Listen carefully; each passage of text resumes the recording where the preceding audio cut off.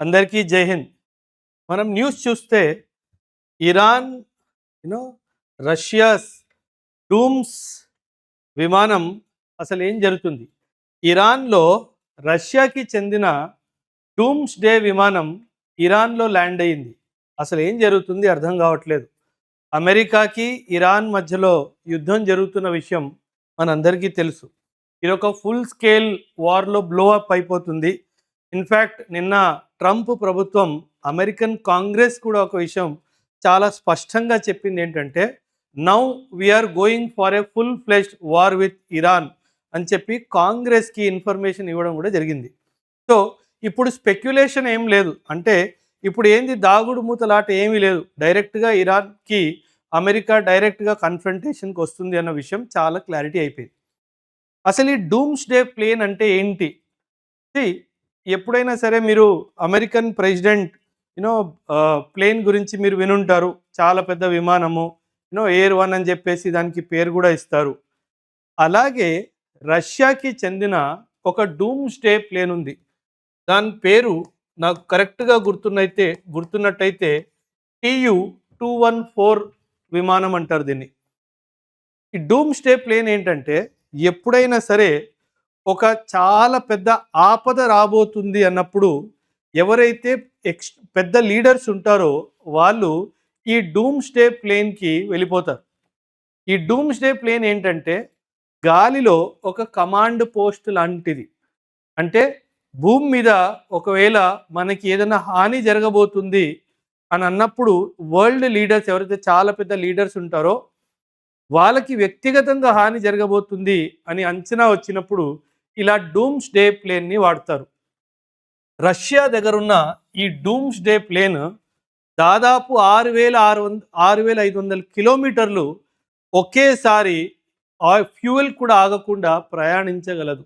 ఎన్నో గంటలు ఆకాశంలో ఉండగలదు. అండ్ భూమి మీద కూర్చొని ఒక లీడర్ కమాండ్ పోస్ట్ ఎలాగైతే కంట్రోల్ చేస్తాడో అదే విధంగా కమాండ్ అండ్ కంట్రోల్ ఆకాశం పై నుంచి కూడా చేయొచ్చు. మీలో ఎందరో ఎయిర్ ట్రావెల్ చేసి ఉండొచ్చు. విమానంలో, ప్రైవేట్ విమానంలో ఇండిగో కానీ ఎయిర్ ఇండియా ఇలా మీరు ట్రావెల్ చేసి ఉండొచ్చు. మీ అందరికీ తెలుసు, విమానం స్టార్ట్ అయ్యే ముందే మనకి హెచ్చరిక ఇస్తారు. మీ మొబైల్ ఫోన్ని, ఎలక్ట్రానిక్ గెజెట్స్ని ఏరోప్లేన్ మోడ్లో అయినా పెట్టుకోండి లేదా స్విచ్ ఆఫ్ చేసుకోండి అని చెప్తారు. ఎందుకంటే అవి ఏరోప్లేన్కి వాళ్ళ సిగ్నల్స్ ఏవైతే ఉంటాయో వాటిని డిస్టర్బ్ చేస్తాయి కాబట్టి అలా చేయమని చెప్తారు. మీరు చేయని పక్షంలో కూడా మీకు ఎటువంటి సిగ్నల్స్ రావు కాబట్టి దానివల్ల ఏ ప్రయోజనం కూడా ఏమీ లేదు. కానీ ఒక డూమ్స్ డే ప్లేన్ అలా కాదు. అన్ని కమ్యూనికేషన్ సిగ్నల్స్ ఆ ప్లేన్లో పనిచేస్తాయి. అందుకే భూమిలో ఉన్నట్టుగానే ఒక కమాండ్ పోస్ట్ గాల్లో ఉంటుంది. అండ్ ఈ డూమ్స్ డే ప్లేన్ ఎప్పుడైతే వెళ్తాదో ఇతర ఫైటర్ ప్లేన్స్ దాన్ని ఎస్కాట్ చేస్తాయి అన్నమాట. ఏదైనా శత్రువు చెందిన విమానం వచ్చి ఈ డూమ్స్ డే ప్లేన్ని దాడి చేయాలనుకున్నప్పుడు ఈ ఫైటర్ ప్లేన్స్ వాటిని ఎదుర్కొంటాయన్నమాట. ఇలా గాల్లో ఒక కమాండ్ పోస్ట్నే వీళ్ళు సృష్టిస్తారు. దాన్ని డూమ్స్ డే ప్లేన్ అంటారు. రష్యా డూమ్స్ డే ప్లేన్ ఇరాన్లో కనిపించింది. ఇది చాలా పెద్ద న్యూస్. ఎందుకంటే ఏదో చాలా పెద్దగా జరగబోతుంది. అసలు ఏం జరగబోతుందో కొంచెం మనము గేమింగ్ చేద్దాం ఈ వీడియోలో. అసలు ఏం జరగవచ్చు, ఎన్ని అవకాశాలు ఉన్నాయో నాకు అర్థమైనవి కొన్ని నేను మాట్లాడతాను. మీకు కూడా తెలిసినవి కొన్ని మీరు కమెంట్లో ఖచ్చితంగా చెప్పొచ్చు కూడా. నా అనుమానం ఏంటంటే ఈ డూమ్స్ డే ప్లేన్, రష్యాకి చెందిన ఈ డూమ్స్ డే ప్లేన్ ఇరాన్ భూమిలో ల్యాండ్ అయ్యింది అంటే కొన్ని అవుట్కమ్స్ అయ్యే అవకాశం అయితే ఉన్నాయి. కొన్ని అయ్యే అవకాశం అయితే ఖచ్చితంగా ఉన్నాయి. అందులో ఫస్ట్ అండ్ ఫార్మోస్ట్ అవకాశం ఏంటంటే, ఇప్పుడు ఇరాన్ సుప్రీం లీడర్ ముస్తబా ఖొమేనీ ఎవరైతే ఉన్నారో, ఆయనని మేబీ అమెరికన్ ఇంటెలిజెన్స్ వాళ్ళు కానీ, అమెరికన్ ఆర్మీ ఎయిర్ ఫోర్స్ వాళ్ళు కానీ ఆయనని చంపేయడానికి ప్రయత్నిస్తుందేమో. సో ఈయనని అక్కడి నుంచి ఎస్కేప్ చేయించడానికి రష్యా ఈ యొక్క విమానాన్ని పంపించవచ్చు. ఇది ఒక ఆప్షన్ అయితే ఖచ్చితంగా ఉంది. అండ్ నా అంచనా ప్రకారము maybe one of the first options. ఎందుకంటే మీ అందరికీ గుర్తుంటే ఫిబ్రవరి 28 రోజు ఎప్పుడైతే ఈ యుద్ధం స్టార్ట్ అయిందో ఫస్ట్ డేనే అప్పట్లో ఆయతుల్లా ఖోమేని సుప్రీం లీడర్ ముస్తఫా ఖోమేని వాళ్ళ నాన్న ఈయనని ఫస్ట్ డేనే ఎలిమినేట్ చేయడం జరిగింది. మిజైల్ స్ట్రైక్స్తో ఎయిర్ స్ట్రైక్స్లో ఈయన ఎలిమినేట్ చేయడం జరిగింది. అదే విధంగా రెండోసారి యుద్ధం అయినప్పుడు ఖచ్చితంగా ముస్తఫా ఖోమేనీని టార్గెట్ చేసే అవకాశం ఉంది. కాబట్టి ఆయనని అక్కడి నుంచి ఎస్కేప్ చేయించాలి అన్న ఉద్దేశంతో రష్యా ఈ యొక్క విమానాన్ని ఇరాన్కి పంపించే అవకాశం అయితే ఖచ్చితంగా ఉంది. ఆప్షన్ నంబర్ 1 ఇది. ఆప్షన్ నంబర్ 2 మనం అనుకుంటున్న అవుట్కమ్స్లో ఆప్షన్ నంబర్ 2 ఈ యొక్క విమానం రావడానికి కారణం ఇంకోటి కూడా అయ్యుండొచ్చు. ఇది నా అంచనా ప్రకారం రెండో ఆప్షన్. మీ అందరికీ గుర్తున్నట్టయితే అమెరికా ఇరాన్ మీద ఒక నింద వేసింది. ఏమని? నువ్వు యురేనియంని ఎన్రిచ్ చేస్తున్నావు, అంటే నువ్వు సివిలియన్ గ్రేడ్ నుంచి మిలిటరీ గ్రేడ్ యురేనియం తయారు చేసుకుంటున్నావు అని చెప్పి ఒక నింద వేయడం జరిగింది. ఏం దొరకలేదు గ్రౌండ్లో, కానీ నింద అయితే ఖచ్చితంగా వేయడం జరిగింది. నా అంచనా ఏంటంటే ఒకవేళ ఇరాన్ దగ్గర ఎన్రిచ్డ్ యురేనియం ఉంది అంటే బహుశా దాన్ని సేఫ్గా ఈ యొక్క విమానాన్ని వాడుతూ ఈ యొక్క డూమ్స్ డే ప్లేన్ని వాడుతూ సేఫ్గా ఇరాన్ నుంచి రష్యాకి తరలిస్తున్నారేమో అని అయితే నాకు అనిపిస్తుంది. ఇది నాకు అర్థమయ్యే రెండవ ఆప్షన్. సో ఖచ్చితంగా ఈ యొక్క ఎన్రిచ్డ్ యురేనియం ఏదైతే ఇరాన్ దగ్గర ఉందో అది 70% అయి ఉండొచ్చు, 65% ఎన్రిచ్డ్ అయి ఉండొచ్చు. యురేనియం ఎప్పుడైతే 90% అండ్ అబౌవ్ ఎన్రిచ్ అయిపోతుందో అప్పుడు దాన్ని మనము మిలిటరీ గ్రేడ్ యురేనియం అంటాం. ఏమంటాము? మిలిటరీ గ్రేడ్ యురేనియం అంటాము. సో ఇప్పుడు ఈ మిలిటరీ గ్రేడ్ యురేనియం వీళ్ళు 70% తయారు చేసుకున్నారు, 80% చేసుకున్నారు. దీనికి సంబంధించి ఇన్ఫర్మేషన్ అయితే పబ్లిక్ డొమైన్లో లేదు. సో కనీసం ఇక్కడ దాకా మనం చేరుకున్నాం కదా, ఇక్కడ 20% కాబట్టి దీన్ని కూడా ఇదే విమానం వాడి రష్యాకి తరలించే అవకాశం అయితే ఖచ్చితంగా ఉంది. ఇంకో అవకాశం ఏముందంటే third outcome, America maybe planning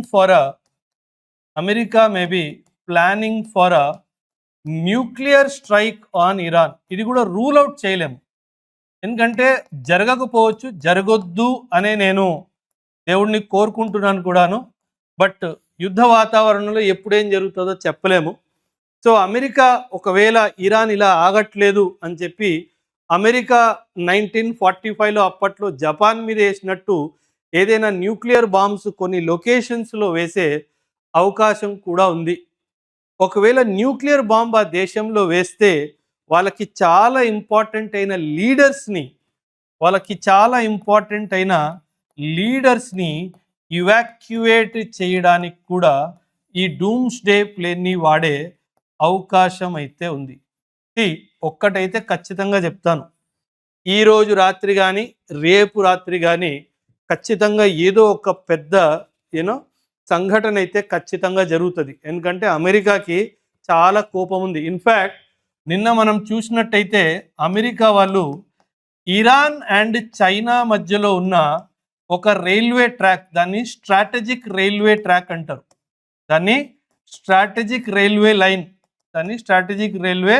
line అంటారు. దీని మీద కూడా బాంబ్స్ వేసి ఆ యొక్క రైల్వే ట్రాక్ని చాలా ప్లేసెస్లో బ్రేక్ చేసింది అని చెప్పి కూడా వార్తలు వస్తున్నాయి.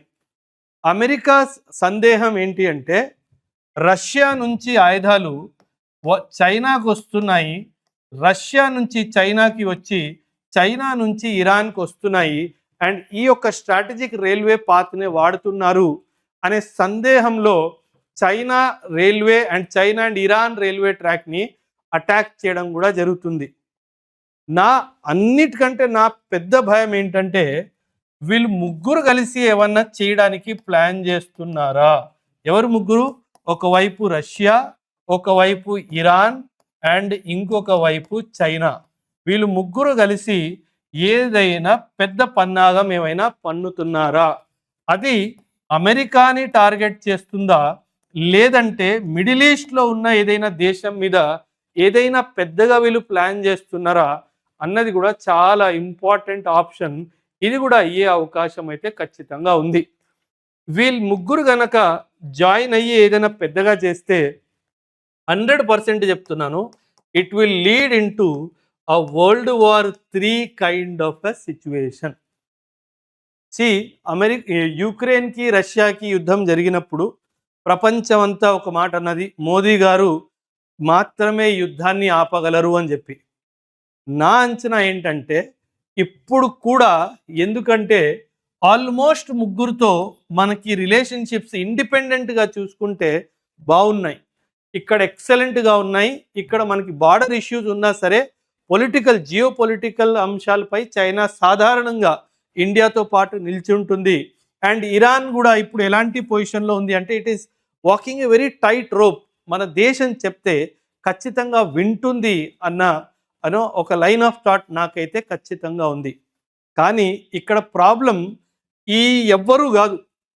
The problem is America is not able to control Israel also for some reasons. మనం గత 15 రోజులు, నెల రోజులుగా జేడీ వాన్స్ ఈయన స్టేట్మెంట్స్ వింటా ఉంటే ఎక్కడో America also is not very happy with Israel అని అనిపిస్తుంది.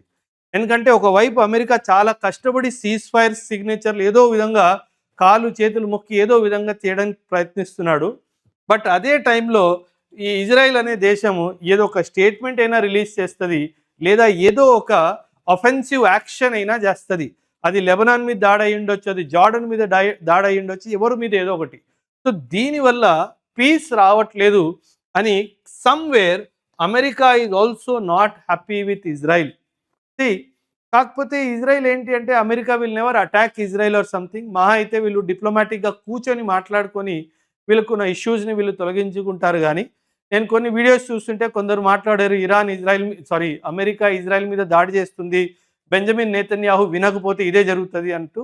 బట్ అది వాస్తవం కాదు. అంటే ఇంకా అదొచ్చింది అంటే ఇంకా ఆబ్వియస్లీ మిడిల్ ఈస్ట్లో ఇంకా ఇజ్రాయిల్ ఓడిపోయినట్టు అండ్ మిగతా దేశాలన్నీ గెలిచినట్టు, కాబట్టి అది జరగదు.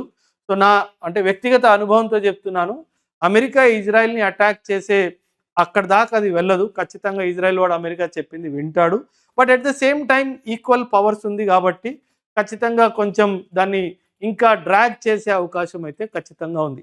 So there is something big which is going to happen very soon. So మనం చాలా జాగ్రత్తగా వెయిట్ చేయాలి. ఎందుకంటే మనం చేసేది ఏమీ లేదు, మనం చెప్పినా వీళ్ళు వినేటట్టుగా మనకు కనిపించట్లేదు. కానీ ఇది మాత్రం జరిగితే రానున్న 2 నుంచి 5 సంవత్సరాలు అంతర్రాష్ట్రీయ వ్యాపారం అంతా అల్లకల్లోలం అయిపోతుంది అండ్ ఇన్ఫ్లేషన్ చాలా పెరిగిపోతుంది. మళ్ళీ పేదవాడే దీని నష్టాన్ని చూస్తాడు. సో ఎంత అంశంపై మీ అభిప్రాయాల్ని ఖచ్చితంగా కమెంట్స్లో చేయండి. ఇది నేను చెప్పింది నా వ్యక్తిగత అభిప్రాయం. సో మీ వ్యక్తిగత అభిప్రాయాలు కూడా ఖచ్చితంగా కమెంట్స్లో చెప్పండి. Thank you.